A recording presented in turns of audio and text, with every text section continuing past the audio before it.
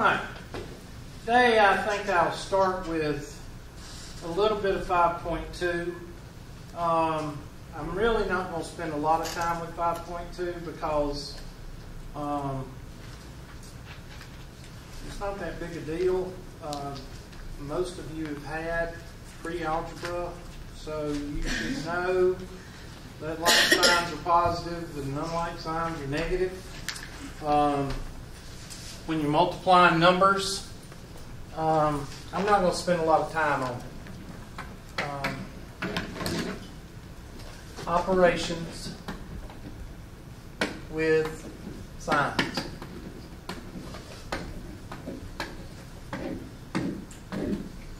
And the ones I always cover first is multiplying and dividing, because that's pretty simple. The rule is like signs are positive and unlike are what? Negative.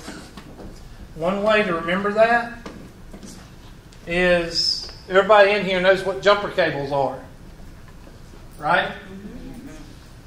You take the red one, you take the red jumper cable and you put it on a positive, and you put the red jumper cable on positive and nothing happens. Why?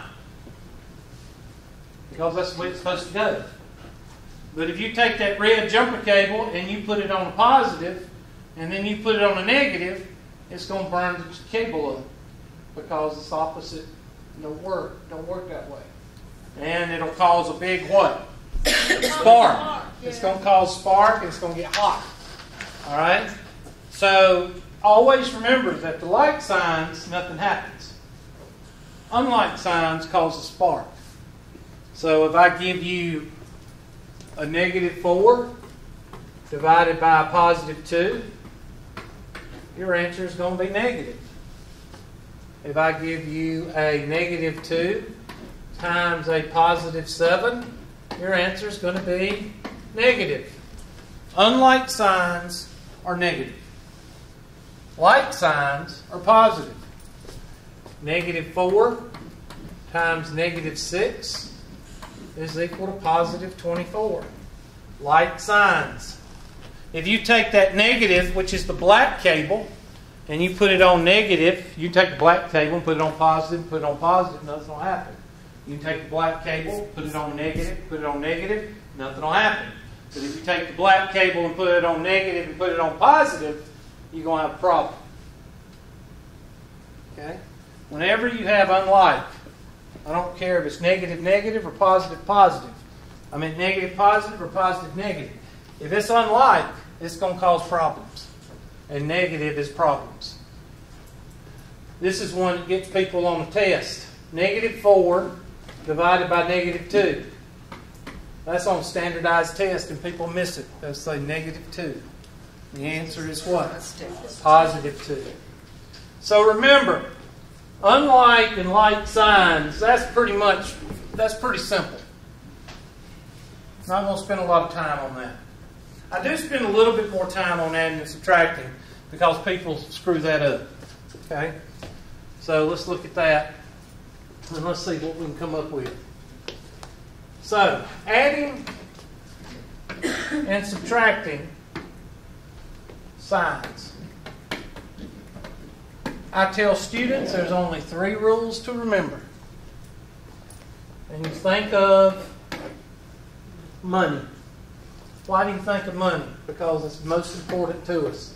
There's 2 things that's important to us. Money and what? Time. Some of y'all, I used to work at Walmart. Which gender could catch an error in money first? Men or women? Women. Women can pick up short change in nanosecond. Men, they just stick it in their pocket and walk off. Alright? They don't even catch it. Women catch it. So don't tell me you can't do positives and negatives when you can pick up an error as 3 cents or 5 cents or $5 in a nanosecond. When you have a plus, that means you have money in your pocket. When you have a minus, that means you what? And always remember that two negatives squished together make a what? Positive. Those are the only three rules that you have to remember. And I know for a fact that some teachers give you 5 or 6 rules. And it's just worthless. So think of any mathematical sentence with positives and negatives. I don't care which one it is. You can apply those 3 rules and you'll get the answer 100% of the time.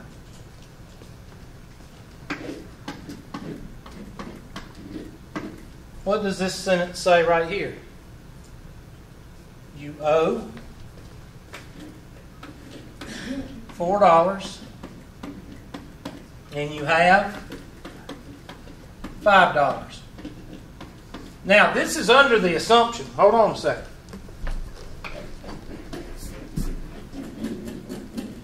This is under assumption that you're not a freeloader. What does that mean? If you have a bill, you what? Pay it. You pay it. Okay? Not this crap that we got now. I'm not even going to get into it, okay? But if you owe $5, you pay it. Now that's what we're under the assumption of. Alright, so you owe $4 and you have $5. What's the outcome of this interaction? You have what? $1. As simple as that. Now if you want to make that difficult, by all means, take all those rules they gave you and make it difficult. But there's no way that you can say, if you owe $4 and have $5, you can't say that's difficult.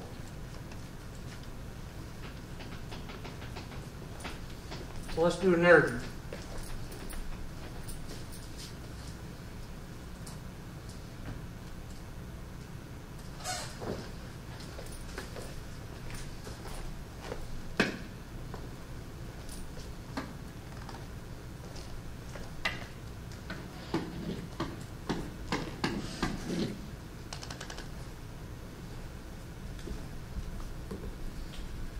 Now, there's 3 rules I gave you. 1 was positive, means you have. 2, negative means you owe. And the other one is, if you ever see 2 negatives together, you turn it into a what? So you turn this guy into a what? And now you got what you had a while ago. You owe $5.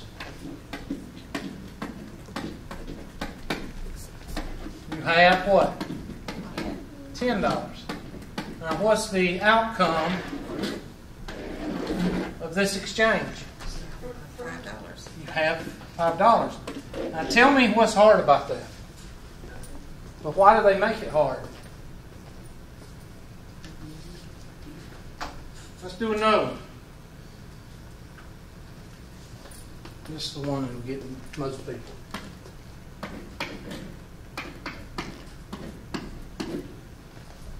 Oh, my teacher told me that teacher was stupid. Why? This is the way Hubert lives all the time. Why? For every dollar you make, how many people want it? 4 or 5. I owe $18. What does this mean? You owe $14. Now, somebody tell me what the outcome of this interaction is. You owe somebody $32. Then what's the problem? Why is it so complicated? You owe, what'd you say? 32. Thank you. I guarantee you somebody in here knows of an instant where their teacher told them to do this, or to do this, or to change this, or...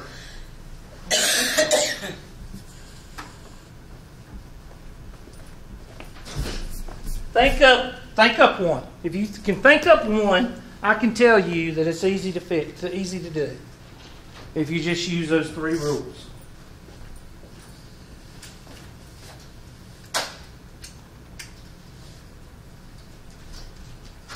I can honestly tell you from experience, math is not difficult. Teachers make math difficult. Because I was one of those students that didn't know how to do math. If I had been taught this way when I was coming up through school, I would not have done awful in high school in math or junior high. Give me a sentence. Give me a numerical sentence. If you can think of one that's difficult, let me know. Spit it out. Because I think I've covered. They said the only one I haven't covered is one like this. I'll just do it down here.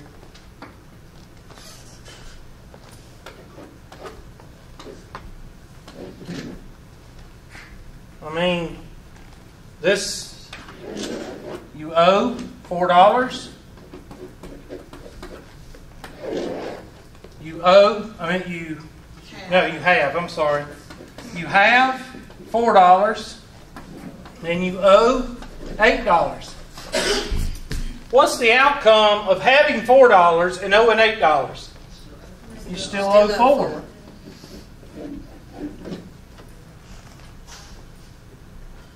Now you tell me what's hard about positives and negatives. They're not hard. People make them hard. And we all know that money is very important to us. Okay, now let's move on. Move on to 5.6. Well, I think your syllabus says 5.1, 2, and 3, and then 5.6. Somebody check it for me. It does. 5.6. Now, I'll tell you this right now. If you want to know what your Unit 1 test is going to cover,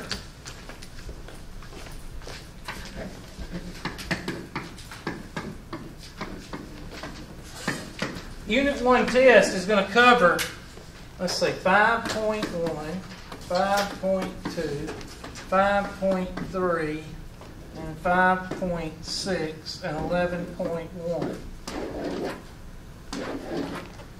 Those two sections right there are going to cover about 80% of your test. So if you got 2 or 3 hours to study for this test, I would study those two sections of homework. Because 20% is going to come from these 3 sections, and I wouldn't spend a lot of time on these 3 sections. Okay? You could say that 5.2 is also in that because of the positives and negatives, and that's true. But I like to tell students that if you're going to study these 2 sections of homework. I have a question. Mm-hmm. How long do you do for the test? An hour and a half. That way everybody can't complain about an hour. I'm just making sure for myself. Yep, I always give an hour and a half on online tests. That way people can't complain about an hour being too short. Okay.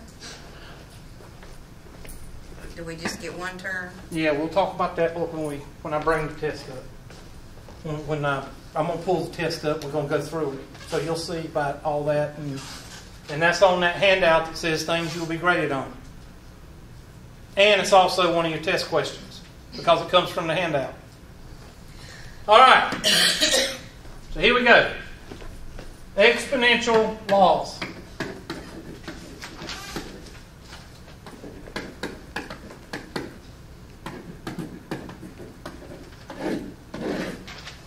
First of all, what is an exponent? Well, an exponent is a superscript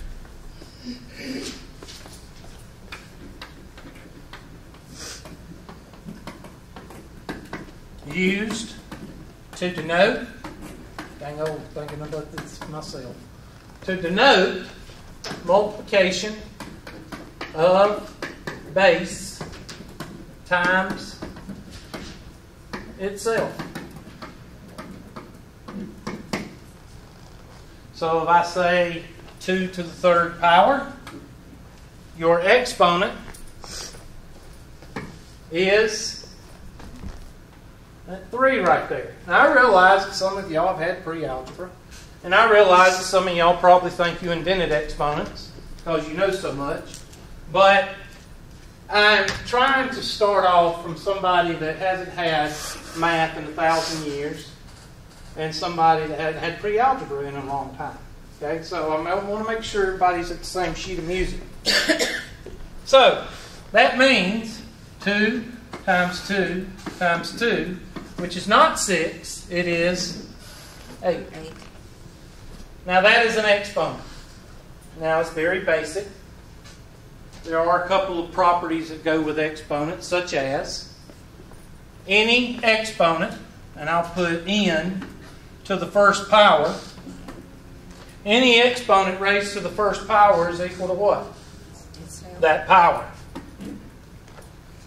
Okay, so 100 to the first power is equal to 100.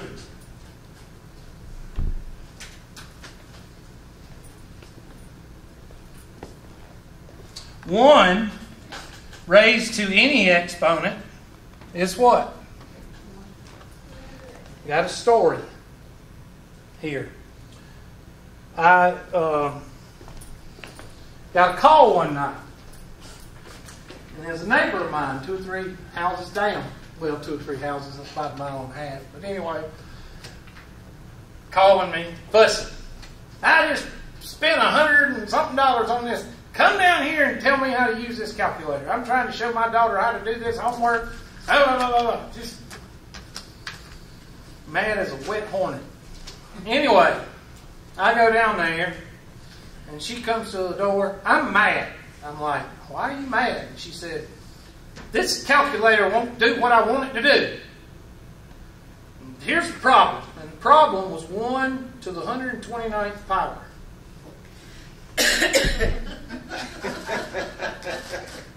And she kept putting it in the calculator, and it kept giving her 1.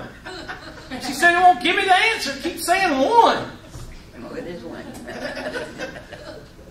How do you tell somebody that? No. How do you tell them that's the right answer? Oh, it took me a while. I kind of went around the world to explain it because I didn't want to say, beat her on her head and say, wake up. I would have went along with it. Huh? I'd have made her write it out. I was trying to be nice. But 1 to the 129th power is 1. Yeah. How about any number raised to the 0 power? 1. So those are some basic properties that you need to knock the cobwebs off of because, those are important. Now, the exponential laws you should have learned in pre-algebra or Algebra 1, and we'll go over those because you need them in scientific notation. The first one is called the product rule, and I want you to know the names. I don't want you to sound like Billy Bob. Well, that's where you take them exponents and you do this and you... No, just call it the product rule. The product rule says a to the n times a to the m is equal to a to the n plus m. That means, and the most important thing here, is that the bases have to be what? The same. You can't do x and y. The bases have to be the same. If you're multiplying 2 terms and the bases are the same, what do you do to the exponents? You add them.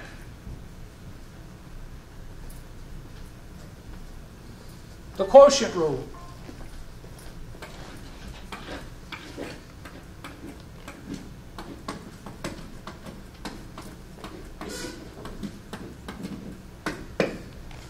Quotient rule says if you have the 2 terms and you're dividing them and the bases are the same, what do you do with the exponents? You subtract them.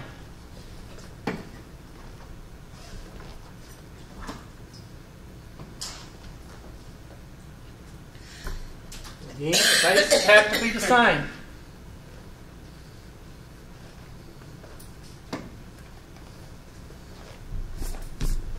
Power rule.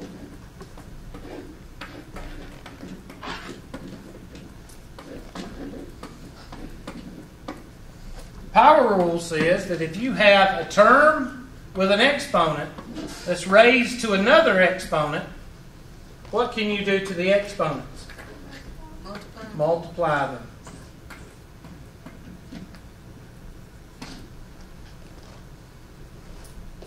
Now these three are what I call the math properties or the math rules. Because the next two are kind of like for aesthetics, because we don't like negative exponents. So we kind of make them, because some cultures don't care if you have a negative exponent. But in the American culture, we don't like to see a negative exponent. Doesn't matter with scientific notation, but with a, like x to the negative fourth, we don't like that. So we change it using the inverse rule.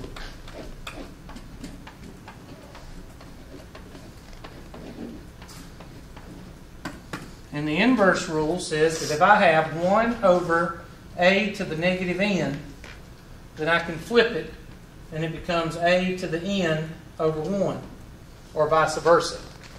If I have 1 over, or a to the negative n over 1, then I can flip it and it becomes 1 over a to the n. Basically, I get rid of the negative exponent. And 5, the inverse power rule.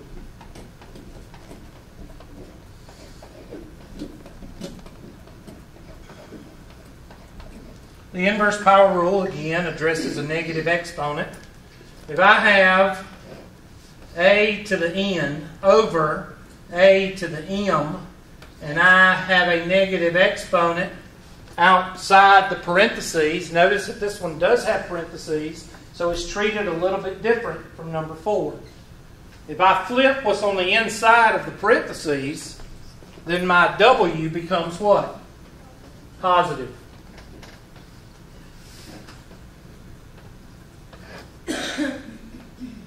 Now, a lot of people will say, well, I thought you said that if you flip, in number 4, if you flip it, that the exponents become the opposite sign. Yes, but this one is not just an exponent by itself. This one is what? An exponent raised to a what? Exponent. This is a cat. This is a tiger. They're both the same, but I think you'd want a cat in your house instead of a tiger. I wouldn't mind having a tiger if it was tame, because I love cats. But most of you would want a cat in your house instead of a tiger. All right? These two are pretty much aesthetics. In other words, make it look good to address the negative exponent. Okay?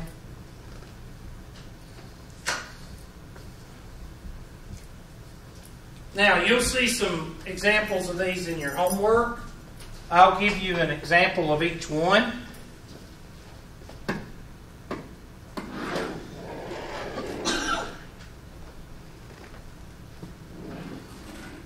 It's not going to do right, but anyway, I'm not going to fight with this thing. All right, first one. 2 to the 4th times 2 to the 5th is equal to 2 to the what? 9. And that's also with x's. X to the 2nd times x to the 4th is equal to x to the what? 6th. As long as the bases are the same.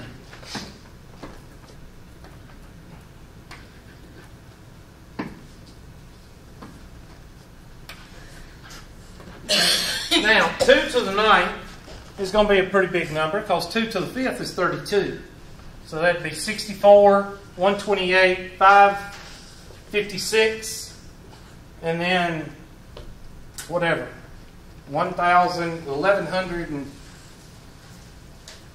1102 or something, 1112 or something like that.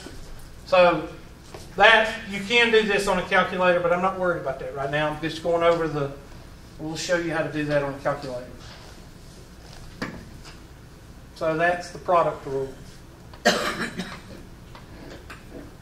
Quotient rule, x to the fifth divided by x to the fourth is equal to x to the what? The first. Because 5 minus 4 is 1.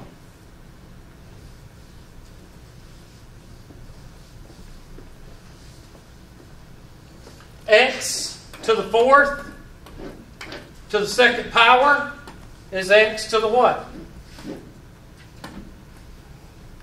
8th. What do you do to the exponents? You multiply.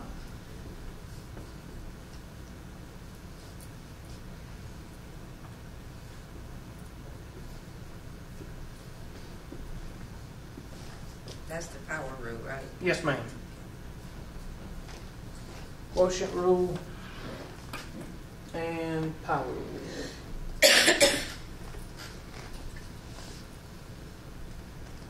The next example we'll do the inverse rule and quotient rule and that's another thing. Is there a certain order on which ones you should do first? No. You can do, in the more complex problems, there's 3 or 4 different methods of doing the problem, but you'll come out with the same one. Answer. Let me just give you an example right quick.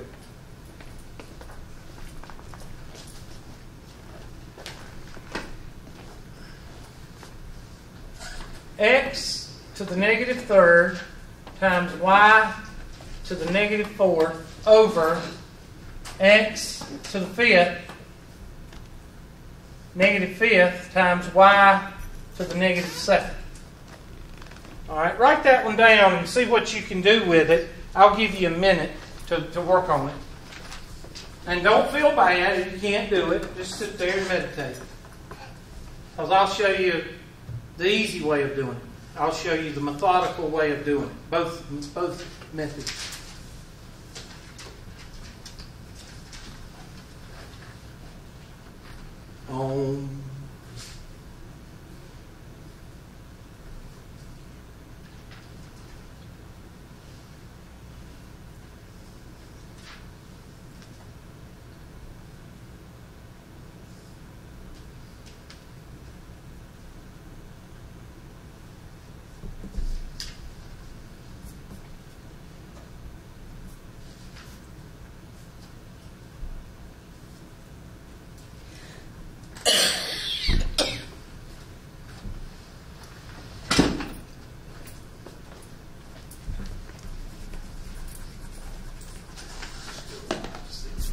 Huh? Yeah, this is all 5 sets. Now, I'm going to do this problem from the aspect of I have no idea how to do this. All right? Because this, to somebody that don't know how to do it, what does this look like? Jumbo. It looks like a foreign language. All right? And that's who I'm here to teach. I'm not here to teach the people that invented mathematics. Okay? So, the first thing I'm going to do is I'm going to write every one of these in terms of a fraction. Okay? X to the negative 3 over 1 times 1 over x to the negative 5 times y to the negative 4 over 1 times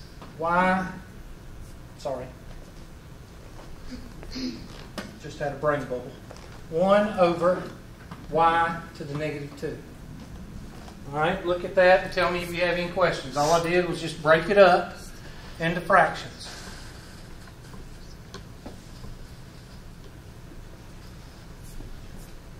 Now, what's the rule about negative exponents?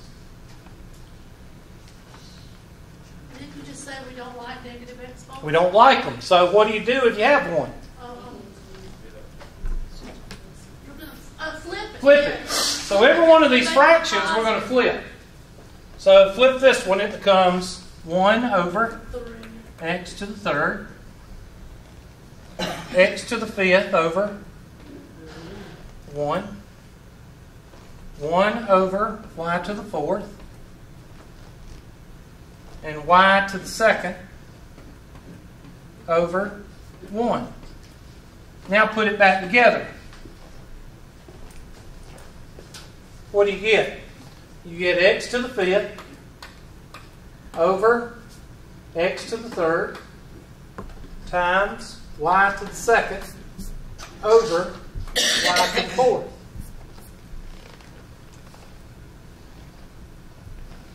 And what do we have here?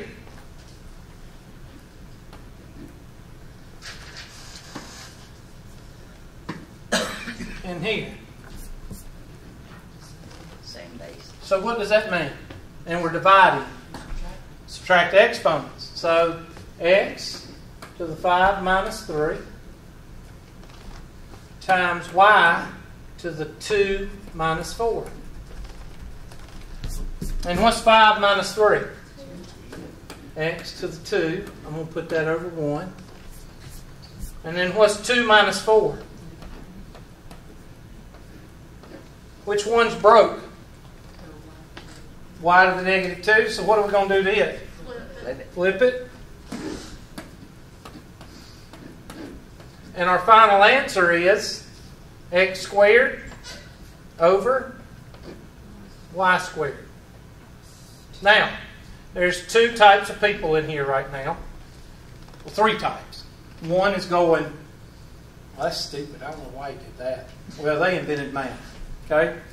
The second person is going, okay, I can see that.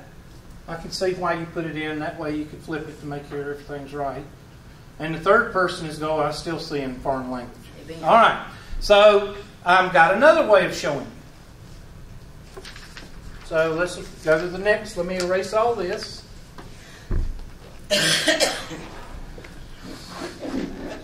That one I use the inverse rule, and then I use the quotient rule. The next method, I'm just going to use the inverse rule and then the quotient rule again.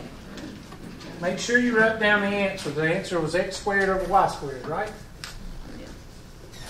What's broke? Can you say that pretty much all of these are broke because I have a negative exponent? And I'm going to bring this one upstairs, take this one downstairs, take this one downstairs, and take this one upstairs. Using the inverse rule. Because I just showed you why with that previous page. So that'll give me x to the fifth over what? X to the third and y to the second.